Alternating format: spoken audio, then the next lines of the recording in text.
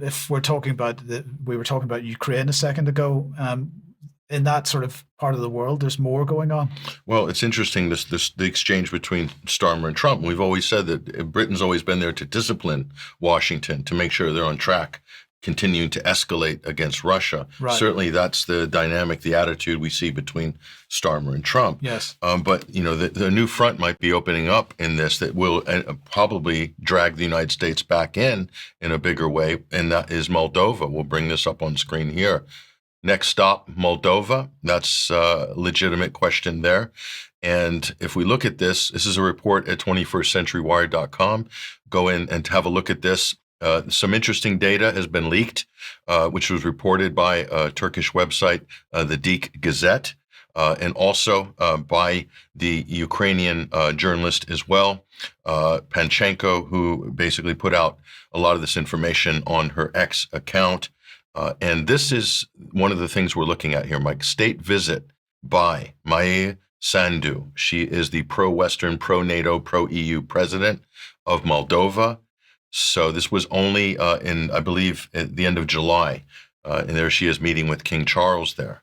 So the implication here, Mike, is that, and again, here, French legionnaires, this is in the leaks, of Moldovan and Transnistrian or origin being shortlisted for special operations, potential false flag in Transnistria to draw the Ukraine in to create a new front for this conflict. If that happens, everyone, the global community, France, Britain are going to go to Trump and say, more weapons and cash for Zelensky. Look, the Russians are hitting us from Transnistria. That's how it's going to go. So they're looking at destabilizing Moldova and the breakaway pro-Russian enclave of Transnistria in order to start a new front in this proxy war, but really to drum up media interest. This is also going to make an emergency for Romania as well, which is bordering Moldova. So you can see they still believe they have life left in this conflict beyond the current front lines in Ukraine. So we're telling people to pay close attention because there are plans afoot led by France, with the UK, Germany also, and Brussels involved, but led by France to fire up Moldova and Transnistria. And that is extremely concerning. They're dying to get some ability to claim Russian attack on outside of the borders of Ukraine itself. They're absolutely dying to do that. Another threat to Europe, yes. Basically.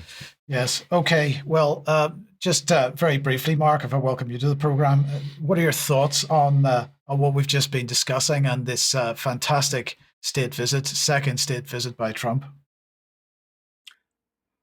Well, certainly the two-state solution is something that is probably going to be in the rearview mirror permanently. In other words, all that talk of a two-state solution is essentially impossible. The destruction evidently is too great.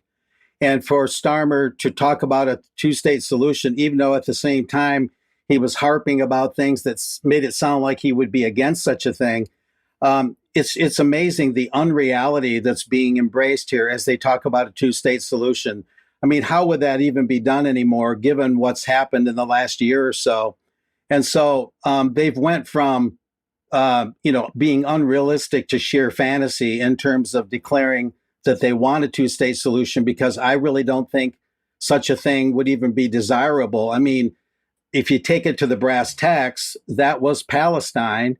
And through the Balfour Declaration, it was overthrown and became what we know as Israel. So a two-state solution, while it's probably physically impossible and politically unrealistic, is really not even enough if you look at the range and the scope of the injustice that's happened over the decades.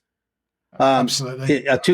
It would require much more than a two-state solution to compensate for what happened to Palestine, in my opinion. Yeah, absolutely. Okay, thank you for that. Now, let's move on then. If you like what the UK column does, you'd like to support us, the options are available. If you hit the button on the front page of the UK column website, we do need your ongoing support. And if you can't support us financially, then please at least support us by sharing our material and helping us deal with the censorship regime. Everybody that is contributing in some way, we give you huge thanks because it is vastly appreciated. Now, another reminder that we've got an event coming up on the 18th of October, UK Column on Location.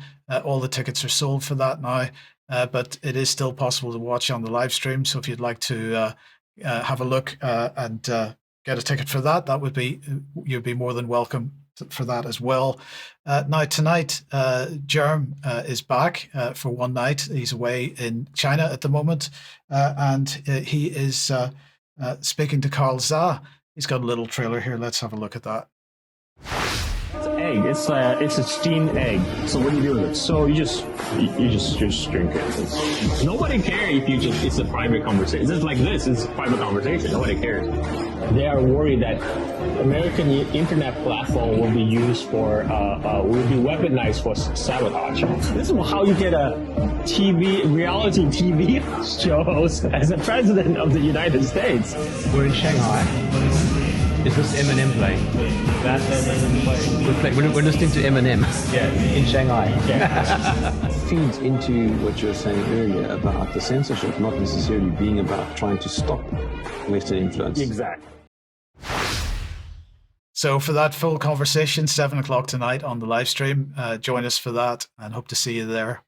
Okay, Mark, back to you then.